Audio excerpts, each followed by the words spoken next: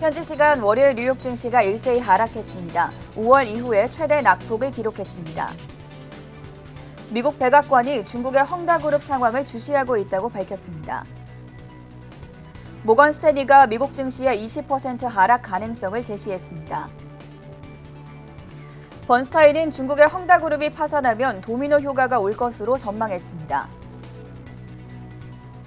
미국 민주당이 셧다운 방지를 위해 부채 한도 상한 법안을 처리해야 한다고 말했습니다. 코로나19 사망자가 미국 역사상 최대 사망자 수를 기록했습니다. 뱅크 오브 아메리카는 9월 FOMC 점도표에서 2022년 금리 인상 의견을 주목해야 한다고 전했습니다. 모건 스탠리는 우라늄 랠리가 연말에 끝날 가능성이 높다고 진단했습니다.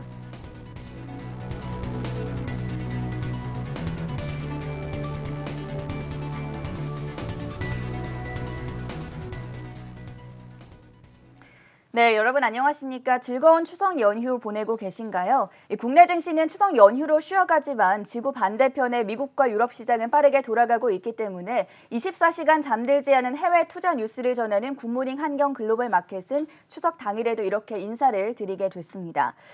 가족들과 함께 글로벌 경제 이야기 그리고 현명한 미국 주식 투자 이야기 나누시면서 보다 풍성한 한가위 연휴 되시기를 바라는 마음을 담아서 준비를 했는데 아쉽게도 현지 시간 월요일 뉴욕 증시가 큰 폭으로 하락을 했습니다. 장중 낙폭이 꽤나 커서 걱정들 많이 하셨을 것 같은데 다행히도 장 막판으로 가면서 이 하락폭을 조금씩 만회하기는 했고요. 다우 지수가 600포인트 약세 그리고 나스닥 지수가 2% 넘게 빠지는 흐름이었습니다.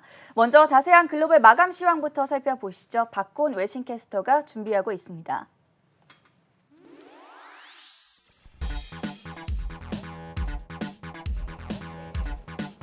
네, 뉴욕 증시 마감 시황 전해드리겠습니다.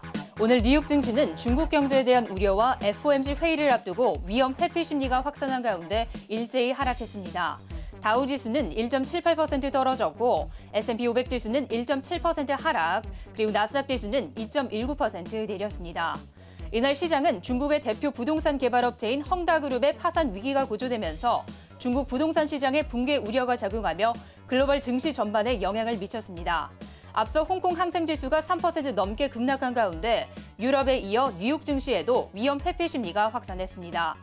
중국발 위기 우려와 이번 주로 예정된 FOMC 회의에서 통화정책 변화에 대한 불확실성 변수가 복합적으로 작용하며 이날 투자 심리를 위축시켰고 또한 미국 연방정부의 재정적자 한도 증액 문제를 둘러싼 우려도 악재로 작용했습니다. 이날 월가의 공포지수라 불리는 빅스지수는 20% 넘게 급등해 5월 이후 최고치를 경신했습니다. 또한 비트코인도 장중에 10% 넘게 급락했고 원유 가격도 하락세를 보인 가운데 구리와 철광석 가격도 약세를 보였습니다. 반면에 안전자산인 국채 가격과 달러화는 상승세를 보인 모습입니다. 오늘 장에서는 먼저 국제유가부터 살펴보겠습니다. 국제유가는 글로벌 위험 회피 심리와 달러의 강세 속에 하락세를 보였습니다. WTI 가격은 2.3% 떨어진 70달러 선을 마감했고 브렌트유는 73달러 선에 거래되었습니다. 다음으로 업종별로도 자세히 살펴보면 오늘 장에서는 전 업종이 하락세를 보였습니다. 특히 에너지와 경기 소비재, 그리고 금융주가 2% 넘게 떨어지며 부진한 흐름을 보였습니다. 종목별로도 보겠습니다. 이날 국제유가가 하락세를 보인 가운데 정유주들은 일제히 하방 압력을 받았습니다. 엑슨모빌은 2% 넘게 내렸고 옥시덴탈 페트롤리움은 5% 이상 떨어졌습니다. 또한 글로벌 경기 둔화 우려 속에 경기와 밀접한 관련이 있는 종목들도 일제히 약세를 보였습니다. 중국 부동산 시장의 침체 우려와 중국의 철강 생산 억제 조치 속에 철광석 관련주인 유코어는 7% 넘게 떨어졌고 US 스틸은 6% 넘는 하락세를 보였습니다. 또한 중장비 제조업체인 캐터필러도 4% 넘게 떨어졌습니다. 그리고 이날 미국의 채권 수익률이 하락하면서 은행주들도 부진한 흐름을 보였습니다. JP모건은 3% 가까이 내렸고 뱅크 오브 아메리카는 3.4%대 떨어졌습니다. 또한 성장주들도 투자자들의 매도세가 몰리면서 약세를 보였습니다. 캐시우드의 아크 이노베이션 ETF는 4% 넘게 떨어졌고 테슬라도 3% 넘게 내렸습니다. 또한 다른 전기차 업체들도 동반 급락세를 보였습니다. 리오토의 판매 실적이 예상에 못 미치는 따른 실망감과 중국 헝다그룹의 디폴트가 현실화될 경우 중국 실물 경기에도 흠집이 발생해 전기차 업계에도 영향을 받을 것으로 예상되고 있습니다. 특히 헝다그룹의 자회사 가운데 전기차 업체가 포함됐다는 점에서 경계감이 커졌습니다. 리오토는 7% 이상 내렸고 니오는 6% 넘게 하락했습니다. 다음으로 비트코인의 경우 글로벌 위험 회피 심리와 규제 강화 우려 속에 장중에는 10% 넘게 떨어지며 42,000달러대에서 거래되다가 현재는 43,000달러대에서 거래되고 있습니다. 뉴욕타임즈에 따르면 주말 동안 스테이블 코인에 대한 규제가 강화될 수 있다는 보도가 전해졌습니다. 그리고 코인베이스의 경우 SEC의 소송 경고 속에 스테이블 코인을 빌려주는 고객에게 이자를 제공하는 랜드 상품의 출시 계획을 철회하겠다고 전했습니다. 오늘장 주가는 3% 넘게 떨어졌습니다. 다음으로 텔라닥의 경우 핵심 경영진의 퇴임 소식이 전해졌습니다. 경영진과 이사회의 마찰 속에 데이비드 사이데스 최고 운영 책임자가 퇴사한다는 소식이 전해진 가운데 주가는 5% 이상 떨어졌습니다. 한편 이날 전반적인 시장의 부진 속에서도 일부 항공주들은 상승세를 보였습니다. 바이든 행정부가 코로나 백신 접종을 마친 외국인에 대한 여행 규제를 완화한다고 밝힌 가운데 아메리칸 항공은 3%대, 그리고 델타 항공은 1% 넘게 올랐습니다. 또한 일부 제약주들도 상승세를 보였습니다. 화이자는 자사의 코로나 백신이 5세에서 11세 연령의 아동에게도 안전하고 강한 면역 반응이 나타났다는 임상 결과를 발표했습니다. 오늘장 주가는 0.7%대 상승세를 보였습니다. 또한 아스트라제네카는 새로운 유방암 치료제에 대한 테스트 결과에 기대감이 커지고 있는 가운데 주가는 5% 넘게 올랐습니다. 그리고 생명공학 기업인 시젠도 전이성 자궁 경부암 연구에 대한 중간 데이터를 발표한 가운데 주가는 1%대 상승세를 보였습니다. 다음으로 유럽으로 넘어가 보겠습니다. 유럽 증시는 중국의 헝다그룹에 대한 우려가 커진 가운데 특히 광산주와 은행주들이 하방 압력을 받으며 일제히 약세를 보였습니다. 독일 닥스 지수는 2.3%대 떨어졌고 프랑스 깍그 지수는 1.74% 하락, 그리고 영국 증시는 0.8%대 내렸습니다. 마지막으로 금 가격은 안전자산 선호 현상 속에 상승세를 보였습니다. 오늘장 금 가격은 0.7% 오른 1,763달러 선에 마감했습니다. 오늘장 마감 시황 전해드렸습니다. 네, 이번에는 현장 특파원 리포트 시간입니다. 미국 현지 이슈 분석과 함께 글로벌 마감 시장에 대한 더 자세한 분석 내용 들어볼 텐데요. 한국경제신문의 김현성 뉴욕 특파원 연결돼 있습니다. 자, 김 기자, 오늘 뉴욕 증시 마감 상황 추석을 맞은 서학개미가 받은 선물치고는 다소 불편한 상황이 연출이 됐는데 하락 배경과 그 이후에 체크해 봐야 할 포인트까지 다 함께 좀 짚어주시죠. 예, 20일 그 뉴욕 증시는 좀 무시무시했습니다. 그 1.5에서 1.9 안팎의 내림세로 시작을 해서 시간이 갈수록 하락폭이 커졌습니다. 오후 3시 20분까지는 계속 내렸는데요. 그래서 주요 지수가 3% 안팎, 나스닥은 3.2% 넘게 떨어졌습니다. 다만 3시 20분 이후에 장막판 동안 40분 동안에는 급하게 반등을 해서요. 주요 지수는 1%포인트 가까이 급등을 했습니다. 대규모 저가 매수가 여전히 살아있는 겁니다. 이날 시장이 흔들린 가장 큰 요인은 중국의 헝다그룹 사태인데요. 홍콩 증시가 우선 헝다그룹 때문에 그전 밤에 폭락을 했고요. 이 헝다그룹이 파산할 경우에 채권이 지금 3천억 달러, 350조 원 정도 했는데 문제가 되는 거는 중국의 부동산 경기를 냉각을 시키고 금융권까지 파장을 일으킬 수 있기 때문입니다. 헝다는 중국 내에서 128개 은행, 121개 비은행 금융사와 거래 관계를 맺고 있다고 합니다. 특히 부동산은 중국 국내 총생산의 한 20% 이상을 차지하는데요. 직접적 연관된 부분이 20%, 감정 영역까지 합치면 한 30%에 달합니다.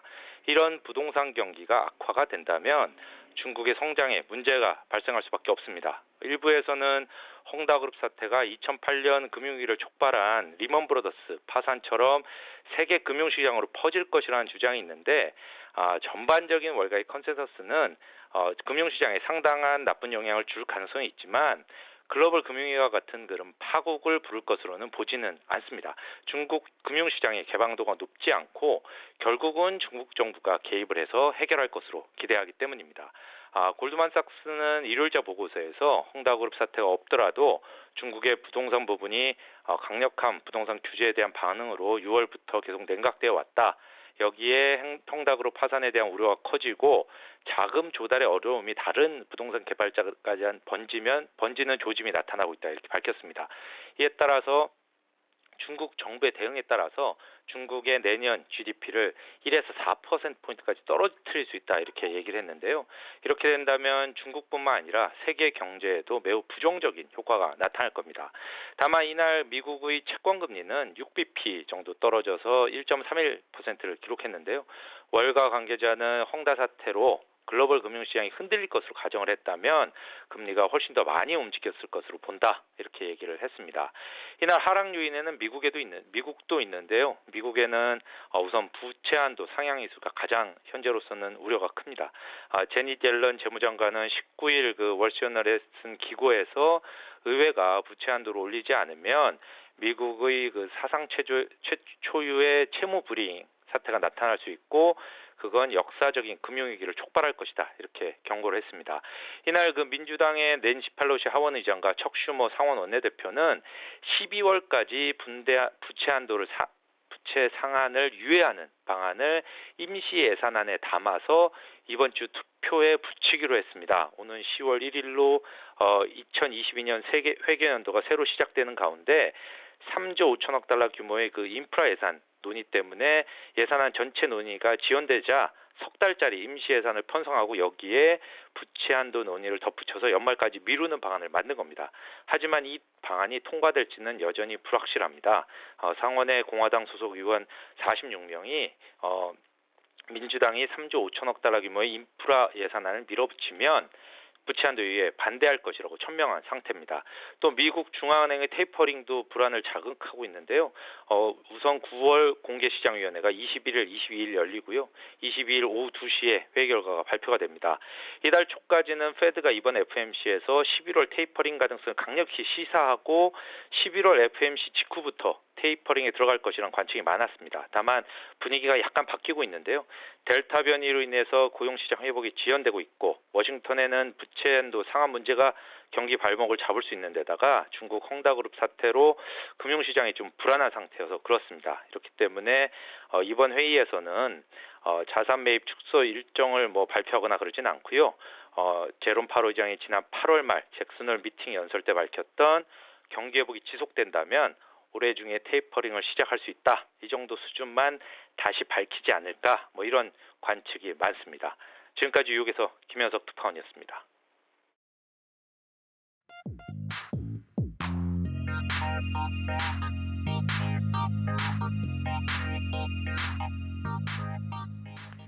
네, 24시간 잠들지 않은 해외 투자 뉴스 굿모닝 환경 글로벌 마켓 시간입니다. 오늘 하락 요인들 자세하게 짚어볼 두 분 지킴이들 모셨습니다. 홍성진 그리고 전관 외신캐스터와 함께하겠습니다. 어서 오세요. 오늘 뉴욕 증시 중국의 헝다그룹발 금융위기 우려가 확산된 가운데 그리고 FOMC 정례회의를 경계하면서 일제히 하락을 했습니다. 장 막판 들어서면서 좀 낙폭을 회복하기는 했지만 그래도 3대 지수가 큰 폭으로 약세를 보였었는데 먼저 첫 번째 이유부터 확인을 해보도록 하겠습니다. 중국의 헝다그룹 사태, 과거 리먼 사태와 다르다라고 표현이 되어 있는데요. 그럼에도 불구하고 이 헝다그룹발 공포가 계속해서 시장을 짓누르는 모습입니다. 홍성진 캐스터, 헝다그룹 그리고 에버그란데 그룹이라고 이야기가 많이 나오고 있는데 두 기업이 결국에는 같은 기업이라고 볼 수 있겠죠? 네, 그렇습니다. 중국어로 이제 헝따 이렇게 표현을 하는데요. 사실상 같은 기업이 맞습니다. 중국의 부동산 기업 헝다그룹의 채무 불이행 사태로 인해 전 세계 금융시장의 불안감이 커지고 있습니다. 앞서 헝다그룹의 총 부채 규모는 지난해 말 기준으로 350조 원에 달하는 것으로 확인됐는데요. 헝다는 이번 주 채무에 대한 이자를 지급해야 되지만 전문가들은 헝다가 이를 이행하지 못할 것이라고 전망하고 있는 상황입니다. 이를 두고 월가의 전문가들 역시 여러 입장을 전했습니다. 우선 월가의 대표 강세론자인 야데니 리서치의 CEO는 이번 헝다그룹 사태는 과거 리먼브러더스 사태와는 다르다고 평가했는데요. 헝다그룹이 무너지기 전에 중국 정부가 개입할 가능성이 높다면서 이로 인해 글로벌 경제나 금융시장에 미치는 영향이 적을 것이라고 내다봤습니다. 또한 이번 사태가 과거 1998년에 일어난 롱텀 캐피털 매니지먼트 LTCM 사태와 상당히 유사하다고 전했는데요. LTCM 사태는 과거 1998년 당시 러시아가 외채에 대한 지불 유예를 선언하면서 당시 승승장구했던 미국계 헤지펀드 LTCM이 파산했던 사건을 의미합니다. 야den이는 당시 연준과 주은행들이 직접 나서서 ATCM 사태를 빠르게 진정시켰다면서 이번 헝다 사태 역시 비슷한 방향으로 흘러갈 것이라고 전망했습니다. 한편 이번 사태와 관련해 백악관 역시 입장을 밝혔습니다. 젠사키 백악관 대변인은 현지 시간 20일 기자회견을 통해서 현재 백악관과 주요 정책 당국자들이 헝다그룹 사태를 주시하고 있다고 전했는데요. 사키는 재무부를 통해서 글로벌 시장을 모니터링하고 있다면서 미국 경제에 영향을 미칠 경우에 적극적으로 대응할 준비가 되어 있다고 강조했습니다. 또 헝다그룹의 활동이 중국 쪽에 집중되어 있는 만큼 미국에 미치는 영향도 예상보다는 적을 것이라고 덧붙였습니다. 이어서 주식시장과 관련된 전문가들의 의견도 나왔습니다. CNBC의 대표 진행자인 짐 크레이머는 지금은 주식을 매도해야 될 시기라면서 2주 정도 더 매도 기간이 이어질 것이라고 평가했습니다. 또 자신 역시 주식을 이제 매도하라고 하는 것이 상당히 불편하지만 당분간 매도를 멈추지 않을 것이라면서 헝다그룹 사태가 미 증시에 미칠 영향을 예의주시하는 상황이라고 밝혔습니다. 오늘 시장에 큰 하방 리스크로 작용을 했던 헝다그룹 사건에 대해서 먼저 첫 번째 뉴스를 확인해 봤고요. 두 번째 이슈로 바로 넘어가 보겠습니다. 오늘 또 FOMC 경계감이 확산이 되면서 지수의 약세 흐름을 주시하는 영향이었는데 전가은 캐스터 22일에 이제 연방시장공개위원회죠. FOMC 통화정책 발표가 예정이 되어 있습니다. 어떤 영향을 줄 것으로 전망되고 있습니까? 네, 이번 주 21일과 22일 미국에서 FOMC 회의가 열립니다. 시장은 연준이 이번 회의에서 급속한 인플레이션과 노동시장 개선 움직임 속에서 테이퍼링에 대한 내용이 담길지 기다리며 숨을 죽이고 있는 상황입니다. 연준 위원들은 21일을 시작으로 이틀간 FOMC 정례회의를 갖고 22일 제롬 파월 연준 의장이 브리핑을 할 예정인데요. 델타 변이 확산세가 여전한 만큼 이번 FOMC에서 특별한 변화가 있을 걸로 예상되지는 않습니다. 특히 시장에서는 지난달 미국의 고용이 23만 건 증가에 그쳤다는 점이 올해 테이퍼링을 실시하지 않을 것으로 보는 가장 큰 이유로 꼽히고 있습니다. 다만 파월 의장이 올해 내 테이퍼링을 실시하는 것이 적절할 것이라고 일전에 언급했기 때문에 이에 대한 구체적인 언급이 나올 가능성도 있어 보입니다. 하지만 뱅크 오브 아메리카의 전문가는 연준이 걸음마를 떼듯 테이퍼링에 천천히 나아가고 있다며 11월에 구체적인 언급이 나올 거라고 보고 있습니다. 한편 테이퍼링 언급 여부와 별도로 투자자들은 연준 위원들의 금리 전망치를 보여주는 점도표에도 관심을 집중하고 있습니다. 먼저 앞서 6월 점도표에서는 연준 위원들이 2023년 두 차례 금리 인상을 예상했고 이는 기존 2024년에서 1년 앞당겨진 것이었는데요. 이번에도 이 시점이 당겨질지 관심이 집중됩니다. 또한 지난 6월의 경우 내년도 2022년 금리 인상을 예상한 위원이 7명이었는데 이번 회의에서 이 위원 수가 더 늘어날 가능성도 배제할 수 없습니다. 이 경우 긴축에 대한 우려가 더욱 확산할 가능성이 있겠습니다. 파월 의장이 22일 브리핑 이후에도 24일 연준 주최 행사에 참석해 개막 연설을 하는데요. 이 내용까지 쭉 짚어보시면 좋겠습니다. 더불어서 FOMC가 끝나고 이틀 뒤인 현지 시간 24일에는 연준이 듣는 The Fed Listens라는 행사가 개최될 예정입니다.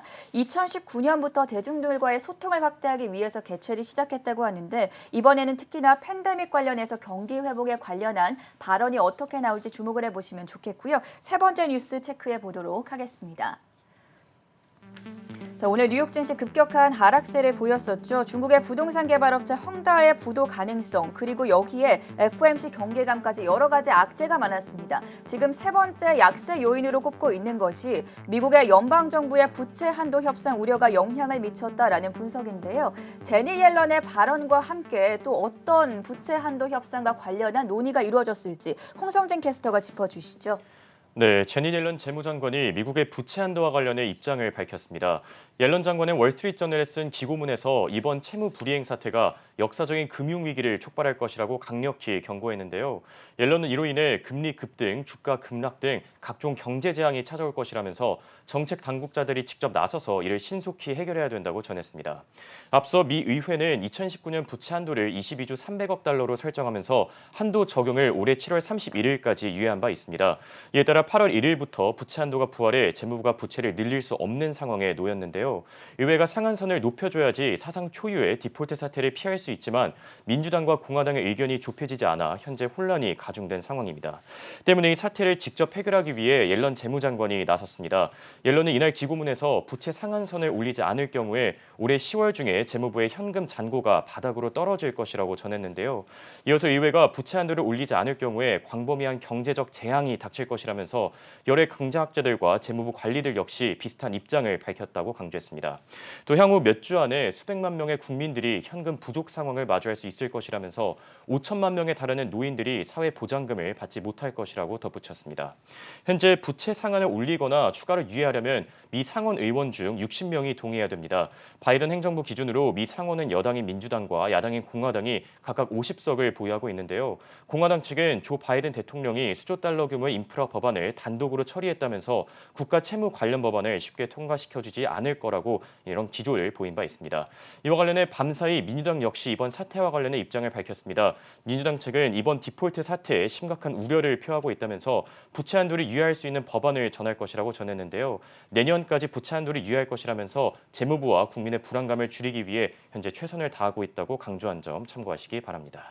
자, 오늘 미국 증시의 약세 하락 요인들을 크게 4가지로 정리를 해봤고요. 저희가 지금 3번째 요인까지 짚어봤습니다. 마지막 뉴스까지 확인을 해보시죠. 엎친 데 덮친 격이었습니다. 코로나19 사망자 숫자가 미국 역사상 최고 사망자 수를 기록했다라는 보도가 나왔습니다.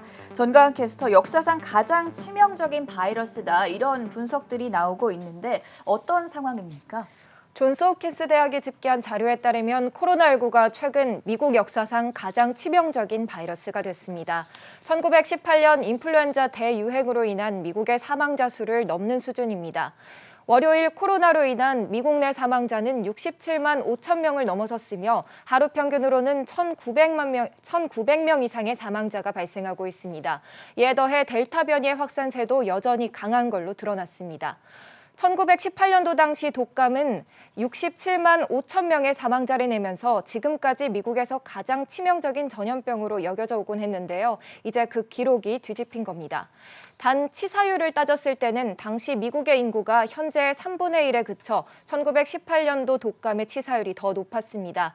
또한 기술적으로 발전이 더뎠기 때문에 백신이나 질병통제예방센터 등 담당 부서가 크게 없었습니다. 이 때문에 조치가 더욱 부진했던 걸로 분석됐습니다. 사망 경향으로 보면 당시엔 젊은 남성들이 타격을 많이 받았던 데 반해 이번 코로나 바이러스는 젊은 층보다는 고령층이나 기저질환자들의 타격이 크다는 점에서 차이가 있습니다. 코로나19 백신에 대해 미국 식품의약청 FDA에 조언하는 폴 오핏 박사는 100년 전과 비교해 지금 더 큰 이점을 가진 것은 확실하다고 말했으나 좌절감을 느낀다고 덧붙였습니다. 특히 그는 백신 접종을 받지 않은 어린이들이 위험에 놓여 있다고도 강조했습니다. 미시간 대학의 하워드 마켈 의사는 미국이 더 많은 진전을 이뤘음에는 동의하면서도 현재로서는 역사적 전례가 없는 것이 현실이라고 언급했습니다. 현재 미국에서 퍼지고 있는 코로나19 바이러스 가운데 대부분이 감염력이 높은 델타 변이인 것으로 드러난 점이 시장에 충격을 주고 있습니다. 특히 가을과 겨울로 접어들면서 델타 변이 기세가 더 강해질 수 있다는 우려가 투자 심리를 위축하고 있는 상황입니다. 이번 주에도 상당히 주목해 볼 만한 이슈들이 많습니다. 무엇보다도 9월 FOMC 회의에서 테이퍼링과 관련한 어떤 발언이 나올지 지켜봐야겠고요. 또 나이키와 코스트코, 페덱스 등이 실적 발표가 있다는 점도 참고를 해보시면 좋겠습니다. 지금까지 전가은 그리고 홍성진 캐스터와 함께했습니다. 수고하셨습니다.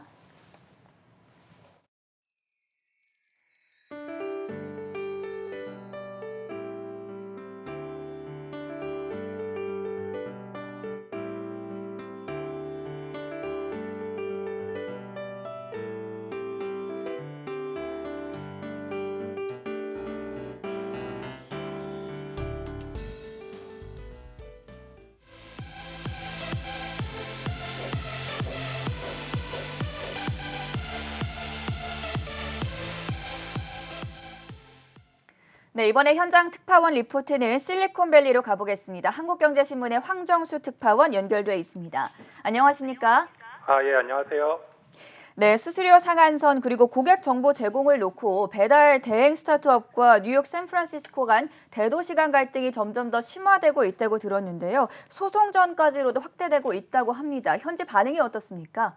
예, 한국의 배달의 민족 쿠팡이츠 같은 역할을 하는 미국 배달앱 업체들인데요. 우버이츠, 도어대시 등과 뉴욕, 샌프란시스코 등 미국 대도시 간의 갈등이 고조되고 있습니다. 처음 갈등은 대도시들이 배달 수수료 상한선을 정하는 것에서 시작됐는데요. 최근엔 고객 데이터 공유를 놓고도 싸움이 확산되고 있습니다. 최근 미국의 음식 배달앱 업체 도어대시가 뉴욕시를 상대로 소송을 제기했는데요. 고객 데이터를 식당과 공유하라고 지시한 뉴욕시에 반기를 든 겁니다. 도어대시는 음식 배달앱 회사가 고객의 이름, 전화번호, 이메일 주소 등을 식당에 제공하도록 요구함으로써 뉴욕시가 배달앱 업체들의 적나라한 적대감을 나타내고 있다고 주장했습니다. 또 소비자에 대한 사생활 침해가 될 수 있고 식당들이 고객 데이터에 무임승차하게 될 것이라고 강조했습니다. 이에 대해 뉴욕시는 소비자가 최우선이고 앱을 통한 주문 정보를 통해서 앱을 제어할 수 있다고 반박했습니다. 아까 말씀드린 대로 도어대시를 포함한 배달앱 업체들과 미국 대도시 간의 갈등은 이번이 처음이 아닌데요.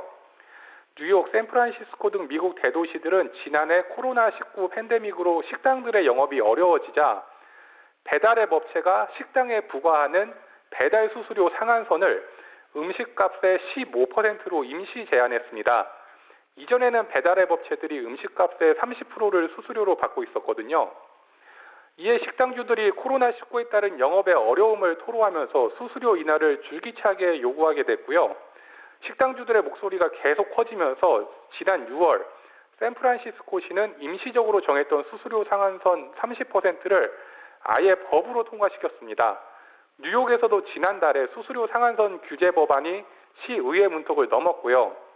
파이낸셜 타임즈는 LA, 시카고, 시애틀 등에서도 한시적인 수수료 상한선을 법안으로 만드는 방안을 검토하고 있다고 보도했습니다.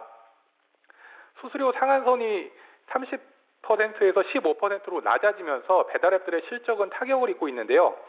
도어대시에 따르면 배달 수수료 인하 때문에 지난 2분기에 매출이 304억 원 정도 줄었다고 하고요. 그럽허브라는 배달앱 업체는 올 상반기에 아예 영업 적자를 기록했습니다. 배달업체들은 상황이 이렇자 실력 행사에 나섰는데요. 지난 9일에는 그럽허브, 도어대시 등이 뉴욕시를 상대로 수수료를 제한하는 법안에 대해 소송을 제기했습니다. 이들은 식당들과 자율적으로 체결한 계약을 방해하는 규제고 시장 경제를 해칠 뿐더러 헌법에도 위배된다고 주장했는데요. 일각에서는 피해가 소비자들에 돌아갈 것이라는 우려도 나옵니다. 앱업체들이 식당에서 받는 수수료를 올리지 못하게 되면 소비자들한테 전가할 것이란 전망입니다. 이슈 한 가지 더 살펴보도록 하죠. 최근에 아마존, 마이크로소프트 같은 빅테크 기업들이 헬스케어 산업에 특히 관심을 쏟고 있는데요. 그 배경에 특별한 이유라도 있었을까요? 예, 가장 적극적인 곳은 세계 최대 전자상거래 기업 아마존인데요. 최근 1년간 아마존 웹 서비스에 알렉사를 도입한 미국 병원이 8곳으로 늘었습니다. 음성비서는 아마존이 추진하는 헬스케어 서비스인데 아마존 웹 서비스는 환자 데이터를 분석해서 질병을 예측하는 프로그램을 개발하고 있습니다. 스마트폰 앱처럼 다양한 헬스케어 프로그램을 선보일 계획이고요. 이를 위해서 직접 헬스케어 스타트업 육성에도 나서기도 했습니다. 아마존이 직원 대상 원격 의료 서비스인 아마존 케어를 시작한 건 2019년부터인데요. 올 3월에는 다른 기업 직원에까지 서비스를 개방했습니다. 일부 지역에서는 의료진이 환자 집을 직접 방문해 검체를 수집하고 백신도 놔주고요. 서비스 대상을 수천만 명으로 확대하기 위해서 보험사와도 논의 중입니다. 아마존이 이렇게 헬스케어 산업에 적극적인 원인은 코로나19 확산으로 원격 의료 시장에 성장하고 있기 때문입니다. 지난 2월 미국 원격 의료 서비스 이용자는 코로나19 이전보다 38배로 늘었고요. 아마존은 이에 발맞춰서 온라인 약국 사업도 확대하고 있습니다. 2018년엔 전자처방업체인 필팩을 인수했고요. 지난해 말 아마존 약국을 열었고 올 6월에는 6달러만 내면 6개월치 만성질환 약을 받을 수 있는 구독 서비스를 도입했습니다. 최근엔 암 임상진단 전문가 채용에도 나섰고요. 사실 다른 빅테크 기업들도 적극적인데요. 구글과 마이크로소프트는 아마존보다 먼저 의료 데이터 시장에 발을 들였고요. 이들은 많은 병원 고객을 확보했고 유통기업 월마트도 전국에 클리닉을 열면서 헬스케어 시장에 진출했습니다. 페이스북, 아마존, 마이크로소프트, 구글, 애플 등의 헬스케어 투자금은 올 상반기에만 31억 달러에 달하고요. 이는 지난해 전체 투자금 37억 달러에 근접한 수준입니다. 하지만 빅테크들이 문어발식으로 사업을 확장하고 있다는 비판도 나오고 있어서요. 이들의 헬스케어 산업 확장에 제동이 걸릴 수 있다. 이런 전망도 나옵니다. 비록 타지에 계시기는 하지만 남은 추석 연휴도 건강하게 지내시길 바라겠고요. 지금까지 한국경제신문의 황정수 특파원이었습니다. 도움 말씀 고맙습니다. 예, 감사합니다.